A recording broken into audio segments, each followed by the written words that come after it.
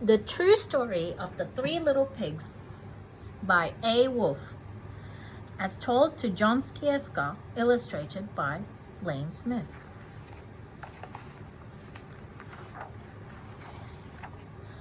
Everybody knows the story of the three little pigs, or at least they think they do.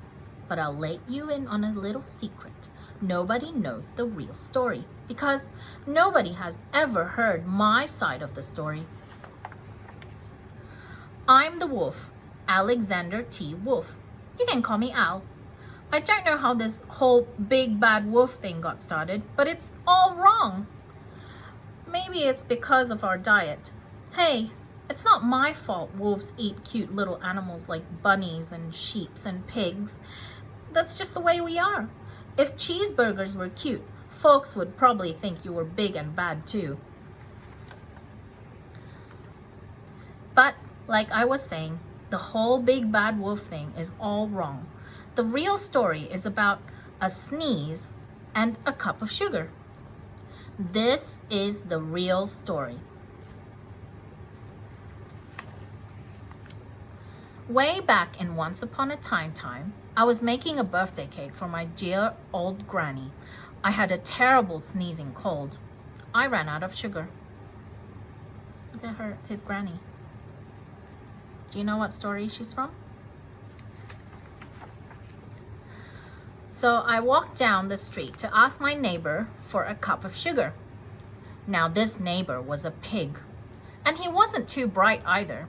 He had built his whole house out of straw. Can you believe it? I mean, who in his right mind would build a house of straw? So of course, the minute I knocked on the door, it fell right in. I didn't want to just walk into someone else's house, so I called, little pig, are you in? No answer. I was just about to go home without the cup of sugar for my dear old granny's birthday cake. That's when my nose started to itch. I felt a sneeze coming on. Well, I huffed and I snuffed and I sneezed a great sneeze. And you know what? The whole darn straw house fell down. And right in the middle of the pile of straw was the first little pig, dead as a doornail. He had been home the whole time. It seemed like a shame to leave a perfectly good ham dinner lying there in the straw, so I ate it up. Think of it as a big cheeseburger just lying there. I was feeling a little better, but I still didn't have my cup of sugar. So I went to the next neighbor's house. This neighbor was the first little pig's brother. He was a little smarter, but not much. He had built his house of sticks. I rang the bell on the stick house. Nobody answered. I called, Mr. Pig, are you in? He yelled back, Go away, wolf. You can't come in. I'm shaving the hairs on my chinny chin.